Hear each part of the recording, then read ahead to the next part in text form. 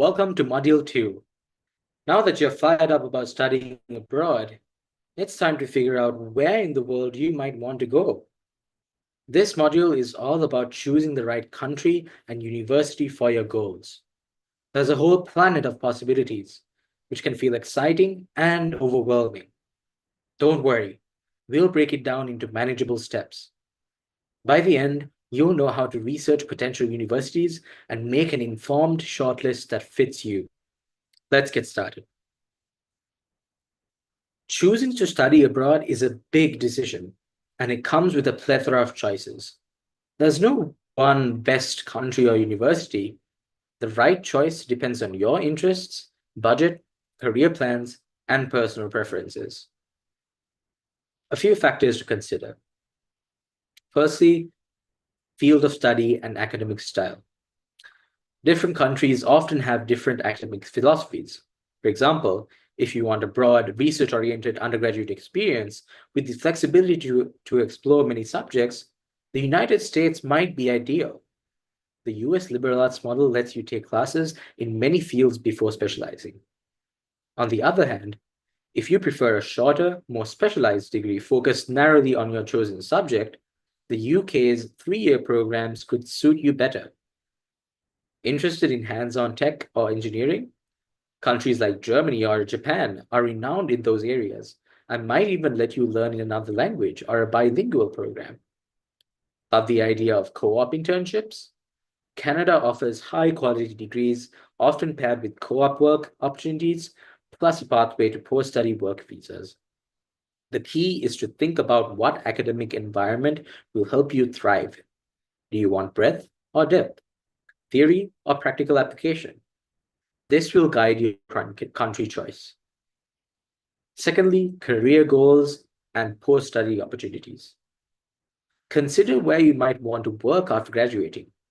Some countries have friendly immigration policies for international graduates. For instance, Canada and Australia allow graduates to stay and work for a period, making it easier to gain experience or even settle there. If your goal is to work abroad for a few years after studies, this could be a big factor. The US offers optional practical training, or OPT, for international grads to work temporarily, and some other countries offer post-study work visas too. Think about industries as well. If you're interested in finance or art, studying in a global city like New York or London might give you access to internships in that field. If your passion is environmental science, maybe a country known for sustainability like the Netherlands or New Zealand would have unique opportunities. Align your study destination with where the opportunities in your field are. Thirdly, language and culture. Language is crucial. Will you study in English, or are you comfortable studying in another language? Many countries offer programs in English now, but if you go to, say, Germany or France, you might need proficiency in German or French for certain programs. On the flip side, studying in a non-English speaking country is a chance to become fluent in a new language, which is a marketable skill. Beyond language, think about cultural fit. Do you want to experience a completely different culture or something slightly closer to home? For example, some students might feel more at ease in an Asian country due to cultural similarities, while others crave the experience of a Western country. Consider climate and lifestyle too. Can you handle harsh winters in Boston or Toronto? Would you prefer the tropical climate of Singapore? How about the campus culture? Do you want a bustling city campus or a quiet college town?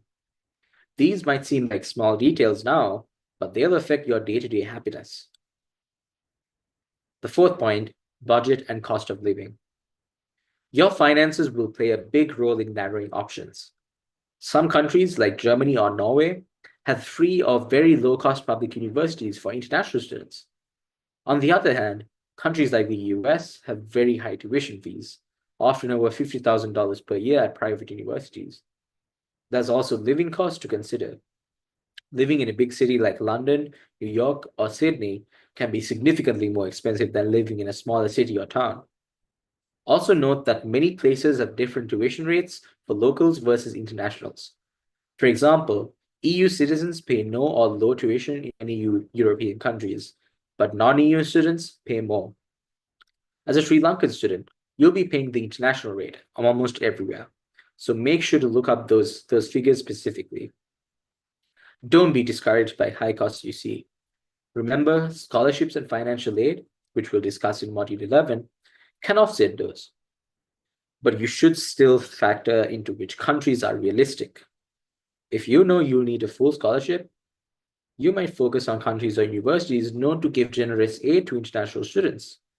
The US, for instance, or specific scholarship programs in Japan, etc. And lastly, community and support. It can be comforting to have a support network when you're far away from home. Are there Sri Lankan student communities or family members in the country you're considering? If you have an aunt in Australia or a family friend in New York, that country might feel a bit more reassuring. Many universities have South Asian student associations, which can provide a home away from home through cultural events and peer support.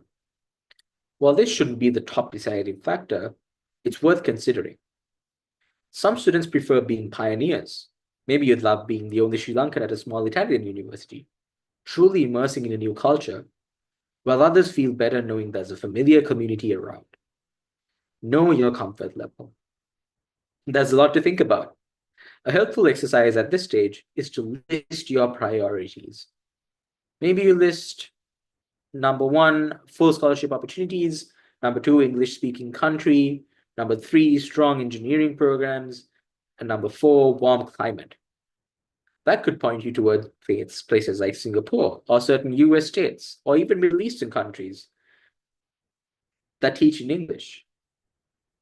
Someone else's list might be number 1, close to relatives, number 2, low cost, and number 3, recognized medical program, which might point to a country like India or Malaysia for mid school.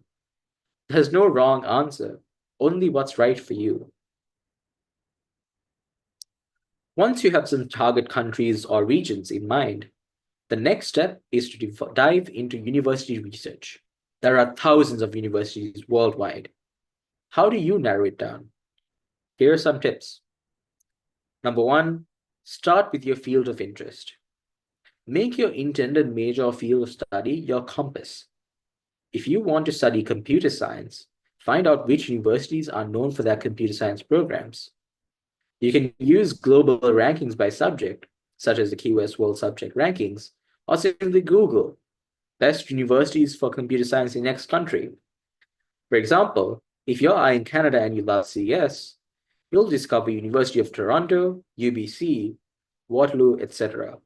If you're into business, maybe National University of Singapore or University of Hong Kong pops up for Asia. This approach ensures the schools you consider are strong in the thing you care about most, your major.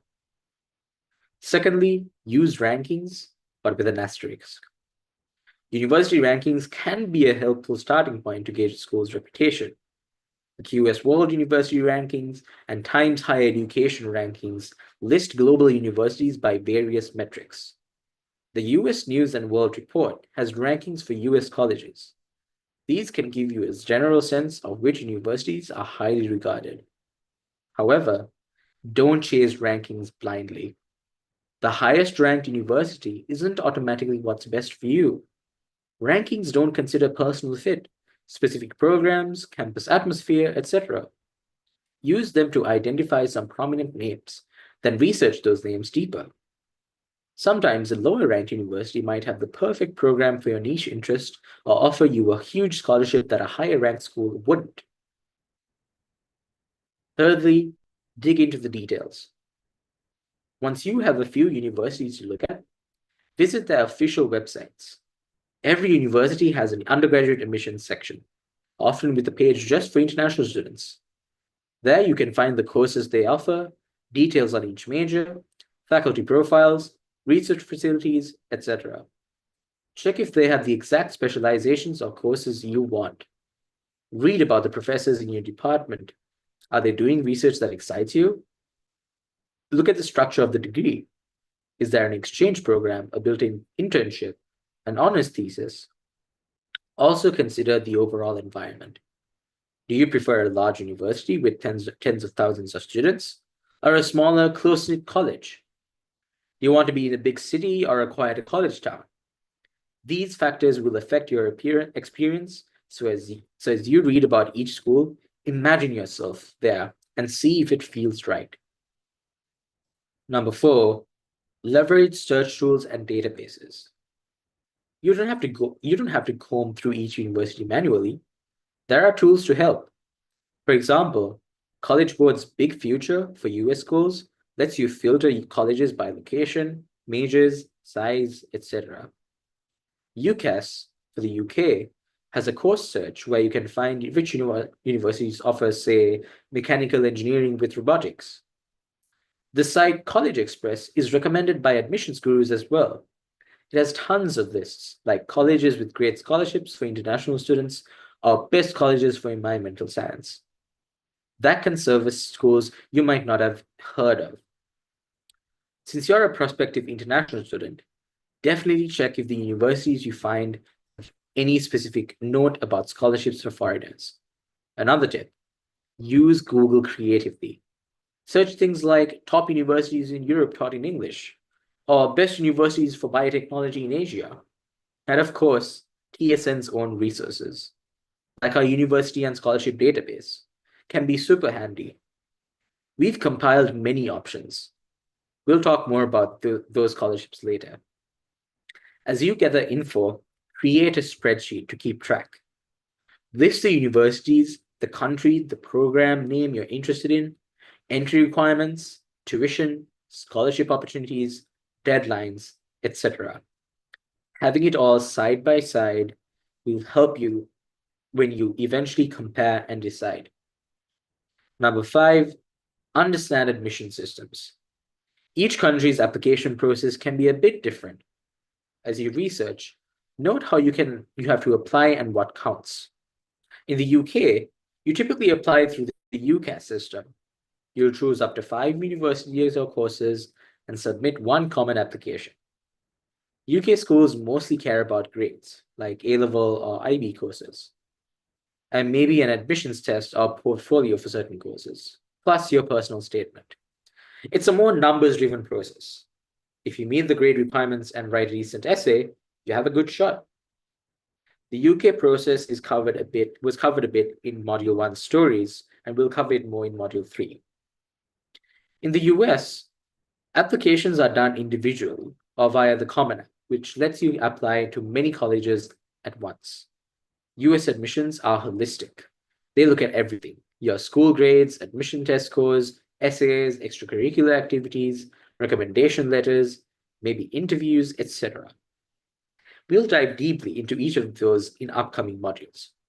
Just know that getting into a US college means you need to present a well-rounded picture of yourself. Canadian and Australian universities tend to be more straightforward. Many have set minimum grade cutoffs for entry. If you meet the criteria, say a certain GPA or specific A-level subjects, you're in. Some competitive programs like engineering or medicine might have extra requirements, maybe an interview or test or prerequisite subjects. Applications are often done through provincial or state portals, like OUAC for Ontario, Canada, or the USC or VTAC for parts of Australia, or directly to the university. Europe is mixed. Countries like Germany require that international students have qualifications equivalent to their local school leaving exam. Sri Lankan A-levels might require you to do a foundation year in Germany or Studienkolleg, unless you have enough A-level passes. The Netherlands uses a system called StudielInk for applicants, and some programs have caps, called numerous fixes, with earlier deadlines. Each country in Europe has its own system, where, for example, France uses Campus France. So note the differences as you research. Asia and the Middle East. Each country varies widely. Japan often has an embassy-run scholarship process called MEXT, or direct university applications, and may require entrance exams and Japanese language study, though more programs are in English now. China might require you to apply through their embassy for scholarships or directly to the uni, and possibly take the HSK for Chinese proficiency, if the program isn't in English. Singapore uses an online application, and they'll evaluate grades and sometimes conduct interviews. We'll touch on many of these in Module 3 as well. As you can see, the application system itself might influence where you apply. If you know you don't have stellar extracurriculars or don't want to write many essays, you might favor systems like UCAS or Canadian schools where that's not as crucial. If you're a rounded student with leadership roles and passions, the US system could allow you to shine beyond just your grades. Entry requirements and eligibility. While researching universities, always check the entry requirements for students coming from Sri Lanka or with your qualifications. Many websites will have a page like International Qualifications where they list what they expect if you did A-levels or O-levels. For instance, a UK university might say, we require 3 A-level passes with at least 2 Bs and 1 C. Or a US college might expect you to submit your SAT results and school transcripts. If you're doing the local Sri Lankan A-level curriculum, see how that translates. Also, be ready to prove your English ability since Sri Lanka's medium of instruction is often English. Some universities waive formal tests, but many will still ask for a TOEFL or IELTS score. Often TOEFL IBT 90 plus or IELTS 7.0 plus for top tiers, so check those requirements too. This will avoid nasty surprises later. If a German university requires a certain Z score or a foundation year, better to know now so that you can plan or decide if it's worth it. Cost and scholarships. We touched on cost earlier by country, but as you research specific countries, get the actual numbers. What's the tuition for international students? What about accommodation? Many school sites have an estimated budget. You'll often see it broken down like tuition, $30,000, living expenses, $15,000 per year, etc. Jot these down in your spreadsheet. And importantly, check if the university offers scholarships to international students and what the process is. Do you apply separately or all applicants considered automatically? Some schools might have very high fees, but also offer a few full scholarships that you could aim for. We'll cover finding scholarships, including external ones, in Module 11, but always good to be aware early on. Last but not least, student life and other considerations. Beyond academics and costs, think about where you'll be happy. Look up pictures or virtual tours of the campus if you can. See if they have clubs or sports you would like. Read some student reviews or forums. There's the student room for UK, College Confidential or Ready for US, etc., where students discuss pros and cons. If possible, try to talk to current students or alumni from that university or country. TSN can like to connect you with some current undergraduates abroad. Or maybe you already know someone from a senior batch studying somewhere. First-hand insight is gold. They can tell you what the culture is like, how supportive the faculty are, and whether they enjoy it there. At this stage, your goal is to gather information and keep an open mind. You might start out thinking, I will only go to the US, but discover an amazing scholarship in Japan that changes your mind. Or you might have never heard of a particular college that ends up being perfect for you. So explore broadly. As you research, you'll eventually have to narrow things down to a manageable list of universities to actually apply to. A common strategy, especially for the US, but it can apply across the board, is to have a balanced list of reach, match, and safety schools. What does that mean? Reach schools are your dream schools that are quite competitive.